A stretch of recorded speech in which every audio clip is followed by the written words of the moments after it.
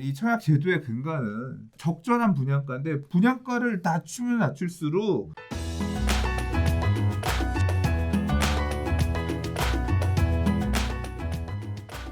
자, 다섯 번째 이야기 들어가 보도록 하겠습니다. 청약 시장의 벽이 갈수록 높아지고 있다. 서울 가점제 당첨자 중 30대는 고작 23%에 불과하다라는 얘기를 가지고 국토부와 부동산 전문가들 사이에 주장이 팽팽하게 대립되고 있는 상황입니다. 자, 일단 지난해 단순 통계를 근거로 국토부에서 서울 지역 가점제로 공급된 민영주택 당첨자 가운데 30대는 23.4%를 차지했다라고 이야기를 했는데요. 전문가들은 이에 대해 전체의 단순한 통계일 뿐 민간 택지 분양가 상한제 도입을 발표한 8월 12일 대책 발표 후에는 청약 경쟁률과 당첨 커트라인이 크게 치솟은 점 등을 고려하지 않고 뽑은 숫자일 뿐이다 라는 이야기를 하고 있습니다. 자, 이런 식의 문제들이 이슈가 되는 이유는 뭐냐면요. 30대가 최근 주택 매매 시장에 몰리면서 굉장히 부동산 시장의 가격을 부추겼다라는 내용이 계속 나오게 되면서 결국 30대가 왜 주택 매매 시장 쪽으로 갈 수밖에 없었냐? 청약제도에 들어설 틈이 없었다. 그렇기 때문에 발리될 틈이 없었다. 그렇기 때문에 어쩔 수 없이 매매 시장으로 돌아가게 된 거다라는 얘기들이 계속 줄곧 이슈를 이루었어요. 그랬더니 결국 국토부에서 무슨 소리냐? 30대도 이렇게 청약 많이 받았다라는 얘기를 했던 것 같은데요. 이게 해명 자료였어요. 네. 그러니까 매경이랑 한겨레에서 30대가 20대, 그러니까 40대 이상이 청약 가점으로 집을 다 받아가니 20, 30대는 청약 제도에서 소외되었다. 이렇게 되니까 무슨 소리냐? 30대나 40대나 똑같이 받아갔다. 비율이 비슷하다. 그래서 이제 그걸 작년 통계를 구체적으로 내놓은 거예요. 그렇죠. 제가 사실 이거 보도 설명 자료라고 해서 나와 있는 국토부 자료 그 내용을 토대로 해서 별도로 지난주에 유튜브 영상을 하나 올려드렸거든요. 근데 이 내용의 핵심은 그겁니다. 신혼부부 특별공급 물량이 엄청 늘었잖아요. 그래서 30대 신혼부부들이 많으니까 그리고 30대 신혼부부들 특공을 받으려면 조건이 뭐냐면 소득 조건이 붙어요. 맞아요. 그러니까 소득이 낮아야 돼요. 그러니까 결혼한 지 7년 이내면 소득도 낮아야 되고 그 사람들 안에서 이제 운이 좋은 30대들이 받아가서 그리고 청약 통장 개수도 많아서 이 청약 1순위 청약 통장 숫자도 많아서 추첨제 물량도 많이 받아갔어요. 그러니까 다시 말해서 추첨제 물량이랑 특별공급 신혼부부 특별공급 물량 받은 게 많다 보니까 가점으로 받은 물량은 적어도 그냥 30대가 많이 받아갔으니까 돈 없는 30대들이 집 이렇게 많이 받아갔는데 30대들이 소외되었다 이런 식으로 니들 언론 기사 쓰면 안 되지 뭐 이런 식의 해명 자료였던 거예요. 왜 그럼 그렇게 따지면 그 말도 맞고 소득 기준에 맞지 않아서 신혼 특공을 쓰지 못하는 30대 가점 쩌리가 됐어. 가점은 40대에 짜부가 돼가지고 가점 넣어봐야 백날 해도 안 될 30대 이 사람들이 답답하니까 몰려가서 매수세로 간 것도 사실이란 말이에요. 그렇죠. 그 두 개의 내용이 다 맞는 얘기예요. 그러면 솔직한 얘기는 그거죠.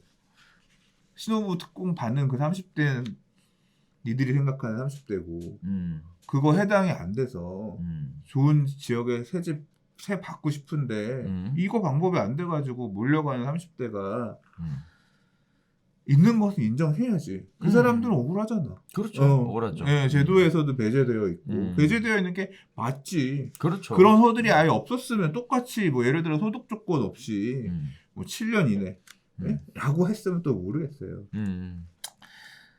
추첨제 저는 그래서 청약 가점 제도라는 제도 자체가 이게 지금은 가점제지만 그 이전에는 원래 이제 무주택 가점 개념은 아니었고 무주택 기간 만 30세 이상 무주택 그런 기준으로 해서 그 사람들 사이에서 뺑뺑이었던 걸로 기억하거든요. 맞아요. 그러니까 뺑뺑이면 그래도 조금 가능성 보고 좀 어차피 공급 물량은 안 많아. 공급 물량은 나올 수 있는 게 빤하니까 그때 좀 희망을 가져볼 수 있지만 가점은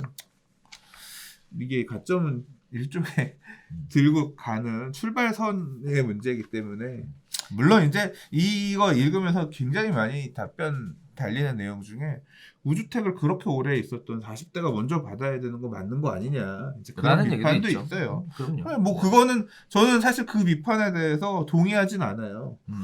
40대는 왜 그때까지 안 사고 뭐 이러고 있었는데 뭐 그 40대한테 몰아줘야 된다. 그럼 뭐 50대, 60대, 70대 청약 가점 제도도 바꿔야지. 예를 들어 그러면 뭐 무주택 기간을 뭐 만점을 만점 기간을 50대, 60대도 늙어서까지 집 갖고 살아야 되는 사람들인데 그 사람들한테 더 유리하게 해주면 만점 기준을 더 높여버리면 딴소리 할 거 아니에요. 그러니까 이런 제도가 말하고 있는 이런 부분들은 다 모든 사람들을 만족시킬 수가 없기 때문에 그러니까 제 생각이니까 그래서 이제 그리고 이런 지금 가점제 제도 자체에 대해서는 필요성은 인정하나 개인적으로 이렇게 동의하는 편은 아니에요.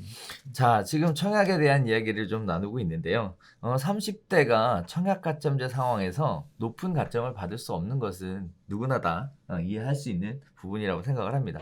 과거에는 이런 부분들 때문에 추첨제의 물량을 일부 남겨뒀었고요. 거기에 따라서 청약했다가 추첨을 통해서 받아갈 수 있는 기회도 있었는데요. 이게 파리 대책 때 싹 바꿔서 전부 다 가점제로 전환시키면서 취해지고 안에서 100% 국민주택 규모 이하는 100% 가점제가 그렇죠. 거기에 따라서 지금 30대에 설 자리가 없다, 소외되었다라는 얘기들이 계속 나오고 있는 상황인데 이러한 얘기들은 계속 있을 수밖에 없을 것 같습니다. 자, 그렇다면 이제 가점제에 대해서 또는 30대 분들에 대해서 과연 어떻게 하는 게 좋겠냐라는 이야기들이 있는데 그 중에 소장님이 얘기하셨던 게 신혼희망타운이라는 것을 도전해보는 것도 괜찮지 않겠냐 또는 신혼부부 특별공급에 대해 도전해보면 괜찮지 않겠느냐라는 얘기인데 자, 지금 현재 작년 11월, 12월 공급된 공공 분양은 모두 신혼희망타운으로 분양을 하고 있는 그런 모습이다라는 얘기가 기사에 나오고 있어요. 또 앞으로도 신규 택지에서 일반 분양을 기대하는 것이 굉장히 어려워지고 있는 그런 상황이다. 정부가 공공택지에서 내놓은 공공분양을 거의 신혼부부만을 겨냥한 신혼희망타운으로 채우다 보니 신혼부부가 아닌 고참부부나 1인 가구 등은 공공분양 혜택에서 열애되어서 또 소외되었다라는 얘기들이 나오고 있는데요. 신혼희망타운은 결혼한 지 7년 이내에 신혼부부만 입주 자격이 부여도 되고요. 또 2018년부터는 6세 이하 자녀를 둔 한부모 가정과 예비 신혼부부로 과목이 넓혀지긴 하였으나 소득에 대한 기준이 추가로 또 부여가 되면서 문 자체가 굉장히 좁아지는 이런 모습들은 보여지고 있는 게 사실입니다. 자, 이렇게 되면 또 한편의 소외를 느꼈다는 사람들이 생기죠. 신혼부부에게만 자격을 주는 거는 특정 계층에만 혜택을 주는 불공정한 혜택 아니냐, 특혜 아니냐. 그러니까 이게 그냥 윗돌 있어요. 괴어서 아랫돌 막는 거예요. 신혼희망타운이라는 거 자체가 결국은 지금 여기서도 얘기하는 게 공공분양 물량들 돌려가지고 공공분양 받을 사람들 물량들 돌려서 신혼부부 주겠다는 거잖아요. 그러니까 당연히 공공분양은 좋은 물건의 개수가 그만큼 줄고 신혼부부한테는 기회가 늘어나는 거예요. 열받지. 그러니까요. 왜냐하면 결국 공공분양이라고 하는 건 청약 납입 횟수가 높은 사람이 우선적으로 기회가 주어지는 건데 납입 횟수가 높았던 사람들의 물량 배정이 줄면 나는 열심히 갔다가 오랫동안 돈 부었는데 좋은데 못 들어가는 거예요. 그냥 물건이 그게 다 신혼부부들 몫으로 나가는 거니까. 그렇죠. 열받지. 그러니까 전체적으로 물량이 확 늘어나는 게 아니라 그냥 기존의 택지 안에 공공 배정에 있던 걸 돌리는 그런 상황인 거니까 되게 화가 날 텐데 그럼 왜 제도를 자꾸 정부는 이렇게 신혼 부부들에게 특혜를 주는 제도를 가느냐. 맞아요. 이게 결국 출산 문제 때문에 그렇거든요. 그러니까 이게 신혼희망타운에 입주 가능한 이 가점들의 기준도 결국 뭐냐면 자녀 숫자에서 어쨌거나 소득도 낮아야 되지만 자녀 숫자에서 이게 결론이 나거든요. 그러니까 다자녀들 이런 가족들한테 우선적으로 어떤 배정 기회를 주는 거예요. 이 결국 출산율 문제 이런 것들을 고려해서 이 사회가 지탱되기 위해서 나름대로 주택정책에 녹인 거라서 또 그런 필요성에 대해서 이해를 못하는 건 아니거든요. 그렇죠. 그러니까 맞아요. 결국 전체적인 공급은 제한돼 있는 상태에서 물리적으로 물량을 늘릴 수 있는 건 한계가 있는 상태에서 누구한테 줄 거냐에 대한 기준을 바꾸고 있는 상황인 거죠. 그렇죠. 그렇게 이해를 해야 될 것 같아요. 맞아요. 그래서 사실 뭐 정부 입장에서도 모든 사람을 다 만족시키는 정책을 만들다라는 것은 매우 어렵다는 걸 이해하고 있을 거예요. 또 방송을 보는 시청자분들도 모두를 만족시키는 정책은 있을 수 없다라는 걸 아마 대부분 다 이해하시리라고 생각을 합니다. 한편 그럼에도 불구하고 어쨌든 미래에 대한 대계는 만들어야 되잖아요. 그래서 지금 사회적으로 가장 큰 문제가 되는 게 저출산의 문제하고 고령화에 대한 문제인데요. 해결할 수 있는 방법은 결국 결혼을 해서 자녀를 많이 낳아줘야 이 국가도 지속되고 발전될 수 있는 부분이라 어떻게 보면 또 신혼부부들 만나서 얘기를 하다 보면 양육 비용이 너무 많이 드니까 애 키우다 보면 집 같은 거 사는 건 꿈도 못 꾼다는 얘기들 많이 하시거든요. 이런 부분들을 사회적 비용으로 지원해주는 형태로 이해하신다면 조금 더 마음은 편해지지 않을까라는 생각도 들어요. 근데 저는 사실 근본적인 의문이 있어요. 어떤 부분이냐면 청약 제도가 보세요. 청약은 무조건 좋죠. 무조건 좋아요? 글쎄요. 청약으로 받는 건 무조건 좋아요? 글쎄요. 이 논의에는 난 아파트 청약해서 내 집 마련할래라고 하는 이 논의에는 가장 큰 일단 그 전제가 있어요. 어떤 거죠? 분양가가 청약으로 되는 분양은 쌀 것이다. 이런 전제하에서 수요가 만들어지는 거예요. 주변 시장 가격보다 청약으로 나온 아파트의 가격이 굉장히 메리트가 있고 싸니까 달려드는 거예요. 그러니까 가점이 높은 사람이 그걸 받겠다고 먼저 달려들고 가점 낮은 사람은 계속 밀려나는 그런 구조인 거거든요. 작년 초에 보면 부동산 시장이 별로 안 좋았어요. 그때 이거 조금 고분양이다 싶은 단지들이 있었어요. 예를 들자면 홍대 3구역이나 또는 심지어는 청량리에 분양했었던 한양수자인 이런 데도 미분양이 났어요. 야, 청량리에서 2,600, 700은 요 단지 주복으로 이 가격은 약간 좀 센 거 아니야? 또는 이제 자금 안 마련돼 이런 데들은 미분양이 났어요.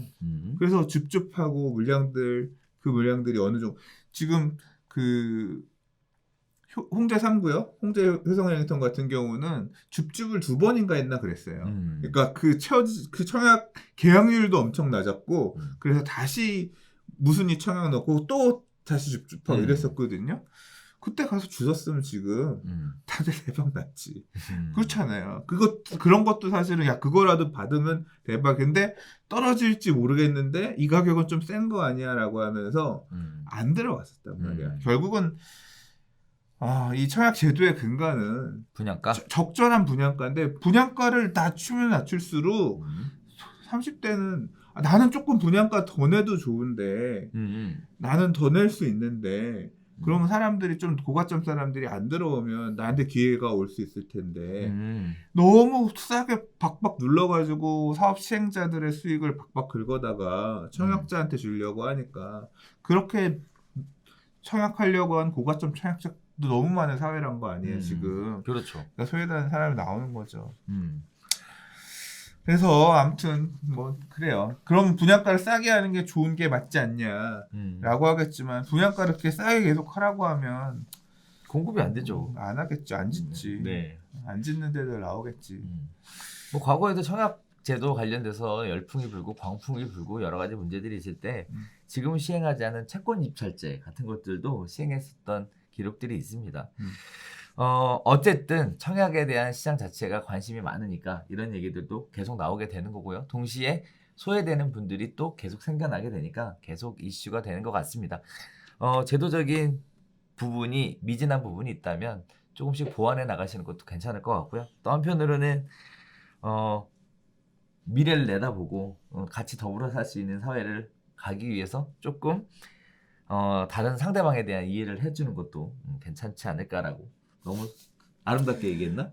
몰라. 난 시장이 지금 아무튼 작동을 안 하게끔 정부의 규제 개입이 너무 거세서 시장이 작동하지 않는 부분들이 이렇게 많은 부분에 있어서 어떤 부작용들로 나타나고 있는 거고 30대 소외라든가 이런 것도 결국은 그런 너무 강하게 공급의 가격을 정부가 개입하니까 발생되는 하나의 부작용이 아니겠느냐. 근본적인 원인은 그게 아닌가 싶습니다. 네.